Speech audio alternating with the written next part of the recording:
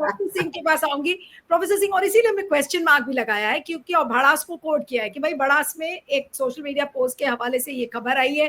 Professor Singh, आपका क्या मानना है? क्या ये एक बड़ा इंडिकेशन है कि बीजेपी में बड़े बदलाव हो सकते हैं?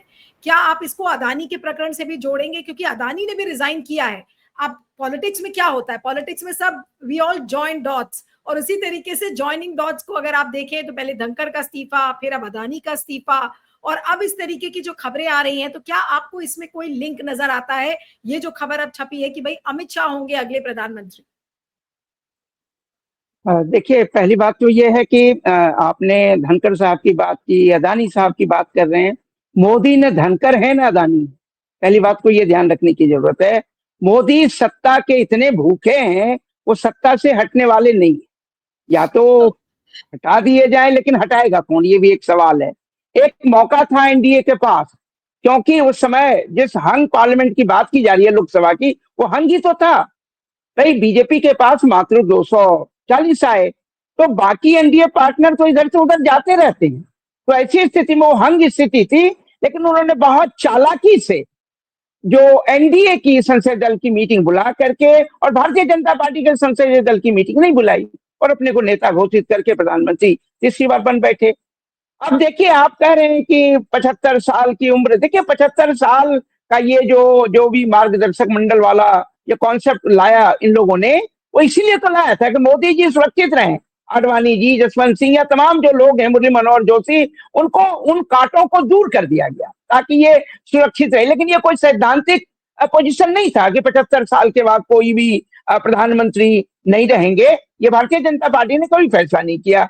मोदी जी को वो सूट किया, उन्होंने वैसा किया। अब मोदी जी को 75 साल का कोई भी जो है वो लिमिट स्वीकार नहीं होगा। तो मुझे नहीं लगता है कि ये बातें जो हो रही हैं, सिवाय स्पेकुलेशन के, ठीक है, राजनीति में ऐसा चलता है कि बीच बीच में ऐसी बातें लोग करें, और खास करके जब पत्रकारों के पास अब सही बातें कहने के लिए बहुत ज्यादा, खास करके गोदी मीडिया के जो भी पत्रकार हैं, तो वो ऐसी ही बातें करेंगे, और जिसके द्वारा उन्हें कुछ मिल जाएगा वो उसकी बातों को प्लांट करने लगे। मैं एक बात, जो चूंकि अभी बहुत सारी बातें आई, उसमें ये बात जरूर कर दूं कि प्लांट होता है, और प्लांट दोनों कारणों से होता है, जो राकेश जी ने भी कहा, अनिल जी और तमाम साथियों ने इसको दोहराया। मैं यूनिवर्सिटी का उदाहरण देता हूं। मेरे यूनिवर्सिटी, दिल्ली विश्वविद्यालय में जब किसी को वीसी बनने से रोकना होता था, तो कई दिनों पूर्व से उसकी चर्चा होने लगती थी कि वो वीसी बनने, अगले वीसी वो होंगे, दिल्ली विश्वविद्यालय के अगले वीसी वो होंगे। और पता चला कि उनका कहीं नाम ही नहीं आया।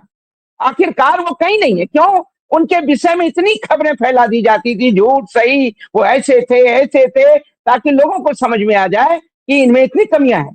तो लिहाजा जो है, वो वैसे व्यक्ति कभी भी वाइस चांसलर नहीं बन पाए दिल्ली विश्वविद्यालय में, जो लगातार चर्चा में, यानी कि सिलेक्शन के पूर्व चर्चा में होते थे। तो ये तो मेरा यूनिवर्सिटी का अनुभव है। एनीवे, अब देखिए, भारतीय जनता पार्टी, देखिए संघ है, भारतीय जनता पार्टी है, ये हैं तो एक दूसरे के पूरक हैं। ये दोनों झुंड जो हैं, एक दूसरे के पूरक हैं। हाँ, पावर का स्ट्रगल जो है उनके बीच में चल सकता है, क्यों नहीं चल सकता है। कई बार व्यक्तित्व की लड़ाई हो जाती है, कुछ ईगो हो जाता है, ये सारी बातें। मोदी चुके बहुत इगोइस्ट हैं। वो अहंकार में किसी, या तो दल के नेता को या फिर आरएसएस को बहुत ज्यादा महत्व नहीं देते हैं। तो ऐसी स्थिति में संभव है कि ऐसी बातें भी चर्चा में आए।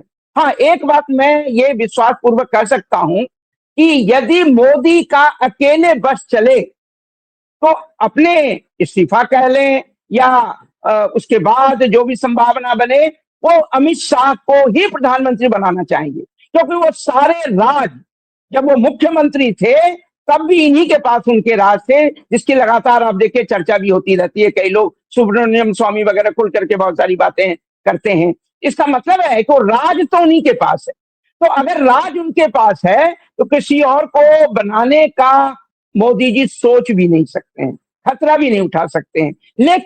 लेकिन क्या मोदी जी अब उस स्थिति में है क्या? मैं नहीं समझता हूं। 2040 के आंकड़े को भी बेईमानी से छूने वाले मोदी जी को अब कम से कम वो स्थिति उनकी नहीं है कि किसी एक नाम को वो कहेंगे और उन्हें प्रधानमंत्री, चाहे भारतीय जनता पार्टी हो या संघ हो या एनडीए। देखिए, एनडीए ने एक मौका तो खो दिया था। आवश्यकता उसी समय थी कि अगर वो रीढ़ की हड्डी दिखाते कि भाई 240 का है, कम से कम एक मजबूत बार्गेनिंग होती।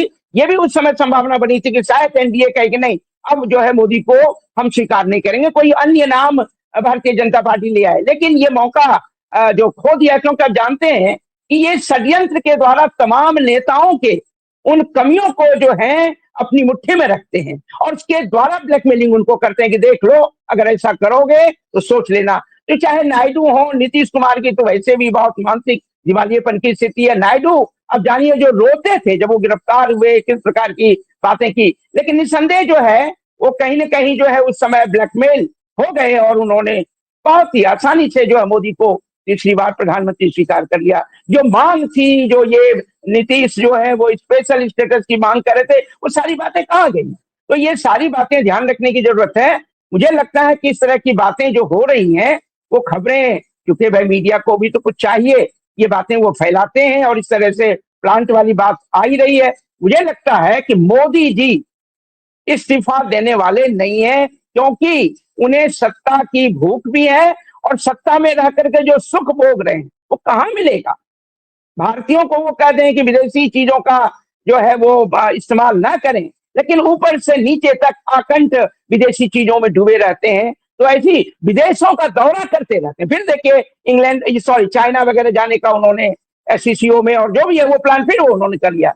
अब एक बात सोचिए कि 17 सितंबर को मोदी जी का जो है वो 75 साल वाला जो जो डेट आएगा, और वो तो अभी भी जा रहे हैं। कहीं लगता है आपको कि वो किसी भी प्रकार से पद त्याग के की ओर बढ़ रहे हैं? ऐसा बिल्कुल नहीं। हाँ ठीक है, एनडीए की मीटिंग में उन्होंने कि सबसे लंबे काल के गृह मंत्री के रूप में इनको कहा और आगे बहुत जाना है, आगे जाना है, हो सकता है आगे जाएंगे। लेकिन ये बात तय है कि मोदी जी किसी व्यक्ति को अब प्रधानमंत्री बनाने की स्थिति में नहीं है। मैं तो एक बात से सिर्फ इस बात को प्रमाणित करना चाहता हूं कि अगर वो अपने दल का अध्यक्ष नहीं बना सकते, कितना समय गुजर गया, लगभग 1.5 साल जो है समय गुजर चुका है, और जेपी नड्डा जो है वो एक तदर्थ या कह लीजिए कि जो भी कार्यकारी के रूप में काम देख रहे हैं।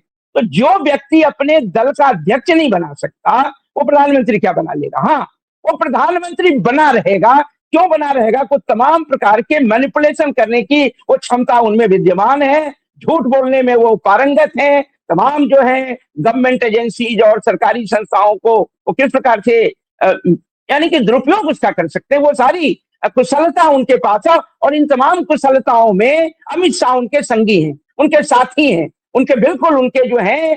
तो ऐसी चीज में मुझे लगता है कि ये बातें बहुत बहुत मायने नहीं रखती हैं। हाँ, चलिए, चर्चा करने के लिए ये बातें हो रही हैं, आगे भी कुछ और बातें आएंगी। और एक और बात है कि भारतीय जनता पार्टी में आपको याद होगा कि 2014 के चुनाव के पूर्व इनको चुनाव प्रचार कैंपेन कमेटी का जो है जिस प्रकार से मोदी जी को बना के प्रोजेक्ट किया गया था, और फिर उसके बाद जो है वो प्रधानमंत्री बने। तो वैसी स्थिति तो कभी है नहीं, ये स्थिति भी नहीं है। और जो बातें अमित शाह की जो विशेषताएं बताई गई अनिल जी के द्वारा तमाम, न तो वो अच्छे वक्ता है, न तो बहुत बड़े प्रोपेगेंडिस्ट हैं, मैनिपुलेटर हैं। निसंदेह वो बहुत बड़े मैनिपुलेटर हैं। और रही बात, मूर्ख लोग अक्सर उनको चाणक्य से तुलना करते हैं। चाणक्य जैसे राजनीति शास्त्री और स्टेट क्राफ्ट के मास्टर के लिए बातें करना ये सबसे महान मूर्खताओं में से है। वरना ऐसे ऐसे ऐसे व्यक्ति जो इतिहास के विद्यार्थी होने का दावा करें और संसद में कहे कि 1960 में पटेल जो है वो कार से जल्दी गए और आकाशवाणी में और फिर कमरा बंद कर दिया, ऐसी बातें करने वाला व्यक्ति सोच लीजिए कि क्या चाणक्य के कम से कम पैर की धूल के बराबर भी है क्या? तो इसलिए मुझे लगता है ये बातें बहुत बेमानी हैं। और रही बात ये जो कुछ चल रहा है, मोदी जी मजे से भी प्रधानमंत्री रहेंगे। विदेश का बहुत सारा देश, छोटे छोटे आइलैंड और होंगे जहां उन्होंने अभी दौरा नहीं किया है, उनको जाना है तो वहां भी जाएंगे। पहलगाम नहीं जाएंगे, मणिपुर नहीं जाएंगे, वो जाएंगे। ये सारी बातें चलती रहेंगी। जी धन्यवाद।